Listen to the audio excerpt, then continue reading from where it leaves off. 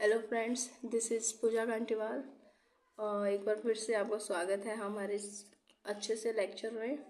और मेरी voice problem हो सकती है और थोड़ा सा इशू हो सकता है क्योंकि तबीयत मेरी ख़राब है और इसलिए मैं पहले ही बोल रही हूँ। अगर लगे कि थोड़ा सा भी क्वालिटी डाउन जा रही है, कुछ भी लगे आपको, तो उसके लिए मैं सॉरी बोल रही हूँ। मैं कोशिश कर रही हूँ कि जल्द से जल्द ठीक हो के आपके लिए अच्छा कंटेंट तैयार करूँ मैं। बट अभी भी मैं बहुत मेहनत कर रही हूँ आपके लिए। कोई बात नहीं, ऐसे चलता रहता है, अप्स एंड डाउन आते रहते हैं लाइफ में। तो मैं बता रही थी कि आज हम पढ़ने वाले हैं हमारे रिस्टोरेशन एज, उसके राइटर्स हम देखेंगे क्योंकि इससे पहले हम कर चुके हैं हमारे न्यू क्लासिकल एज, क्योंकि रिस्टोरेशन जो है हमारा न्यू क्लासिकल एज के अंडर आता है। और इस न्यू क्लासिकल न्यू क्लासिकल जो है उसके अंडर 3-4 एज आती है। ये रिस्टोरेशन एज आ गई, हमारी फर्स्ट वन एज है। इसके अंदर जो भी राइटर आते हैं ना, वो सारे राइटर्स हम कवर करेंगे, मतलब मोस्ट इम्पोर्टेंट जो भी है वो कवर करेंगे। उनसे क्वेश्चन आएगा ही आएगा, ठीक है। तो बता देती हूँ कि आपको ये जो रिस्टोरेशन एज है, ये इसका टाइम पीरियड आ जाएगा हमारा 1660 से 1700 तक। सॉरी, ठीक है, फटाफट से कर लेते हैं क्योंकि ज़्यादा मेरे को लग नहीं रहा कि एनर्जी मेरे अंदर बची है कुछ भी करने की, ठीक है। देखो, इसके अंदर ये जो एज है इसको हम एज ऑफ ड्राइडन भी बोलते हैं क्योंकि ये जो राइटर हैं बहुत ही ज़्यादा इम्पोर्टेंट रोल प्ले करते हैं इस रिस्टोरेशन एज के अंडर, क्योंकि ये इनकी जो राइटिंग है ये बहुत ही ज़्यादा फेमस हो चुकी थी और ज़्यादा ये जाने जाते हैं, ठीक है। तो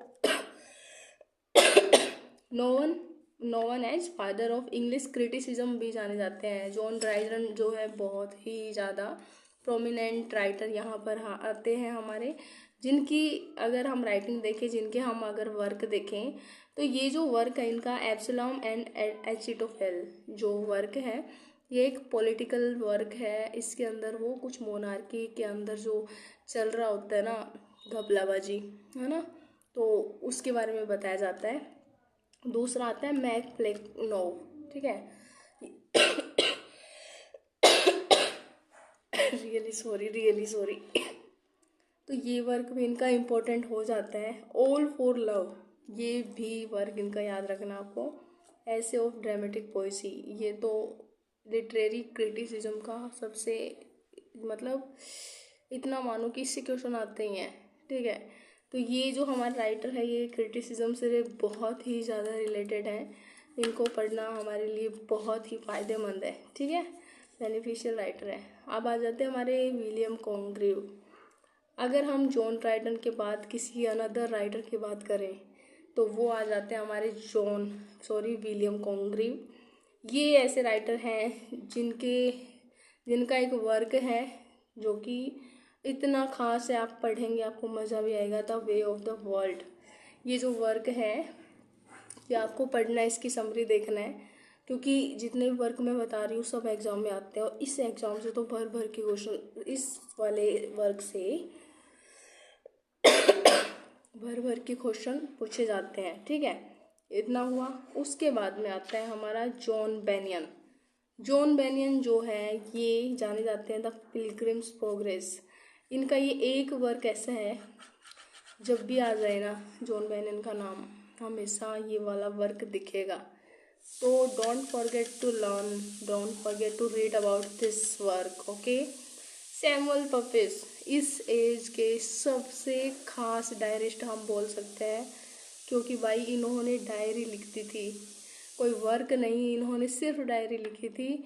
और वो डायरी इनकी पर्सनल डायरी थी, लेकिन उसके अंदर इन्होंने मतलब एक सोशल फिनोमिना भी दिखाया, जो भी उस टाइम पर चल रहा था ना।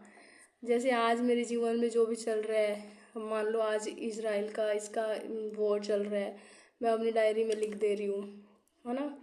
1000 साल बाद में कोई मेरी डायरी को पढ़े उठा के तो पता चले कि मैडम कि डायरी में ये सब चीज़ें हैं तो ये रियलिस्टिक है भाई, डायरी में जो मिलेगा वो तो रियलिस्टिक होगा ना, इमेजिनेटिव थोड़ी ना होगा। तो उस हिसाब से डायरी इनकी इतनी चढ़ गई थी, मतलब फेमस हो गई थी, बहुत ज़्यादा पॉपुलैरिटी मिली थी डायरी को। उसके बाद में अगर हम बात करें विलियम वाइसरली का एक वर्क है जिसको बोलते थे कंट्री वाइफ, बहुत ही खास वर्क है, ठीक है, ज़रूर पढ़ना है ज़रूर। एफ्रा वैन को कौन ही नहीं जानता है। एफ्रा वैन वो पर्सन थी, वो महिला थी, वो वीमेन थी, best professional women writer in English literature. मतलब ये इससे पहले कोई भी ऐसी वीमेन राइटर नहीं थी जो कि वर्क वगैरह लिख रही थी, ठीक है। अगर लिख भी रही थी तो किसी को कोई आइडिया नहीं था, कोई नहीं जानता था। बट ये ऐसी है जो कि अपना नाम खुद पब्लिश करवाती थी अपने वर्क के साथ, ठीक है। तो इसको इंग्लिश लिटरेचर की हिस्ट्री में फर्स्ट वीमेन माना जाता है जो कि प्रोफेशनली लिख रही थी, ठीक है, वर्क प्रोफेशनली लिख रही थी। इनका जो वर्क है बहुत ही इम्पोर्टेंट है sorry.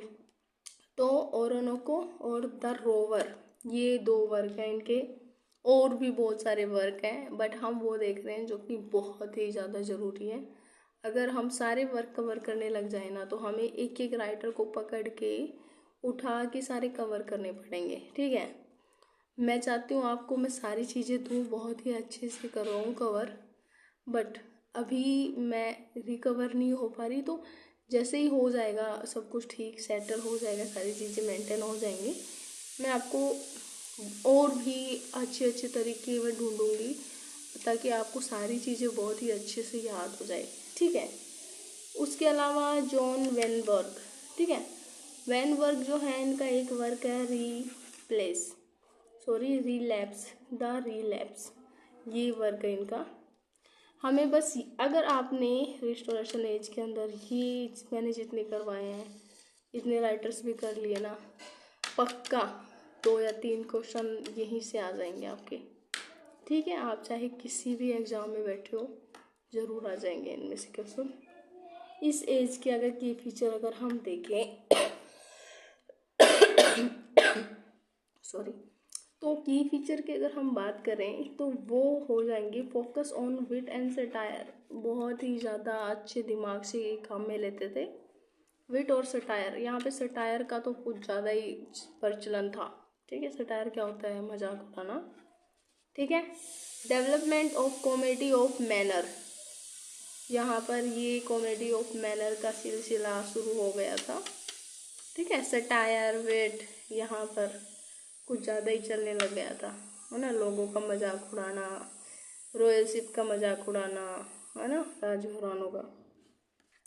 Realistic portrayal of upper class society, हाँ, यहाँ पर दिखाया जाता है कि कैसे ये जो अपर क्लास सोसाइटी है, जो रॉयलिस्ट सोसाइटी है, ये कैसे रहते हैं, ये एक अच्छे तरीके से इस यहाँ पे दिखाया गया है इसमें रिस्टोरेशन एज में, ठीक है। बताइए आपको रिस्टोरेशन एज क्यों कहते हैं, क्योंकि जॉन ड्राइडन जो है वो हमारे जो किंग चार्ल्स II हैं वो आकर अपनी मोनार्की फिर से रीगेन कर लेते हैं, ओके। और rise of pros and diary writing, यहाँ पर ये सब भी होने लग गया था। आज के इस लेक्चर में बस इतना ही, बहुत हिम्मत करके मैंने लेक्चर लिया है, आपको ज़रूर देखना है, ठीक है, पढ़ना है, समझना है। कुछ समझ नहीं आए तो कमेंट करें और सपोर्ट करें। Thank you so much.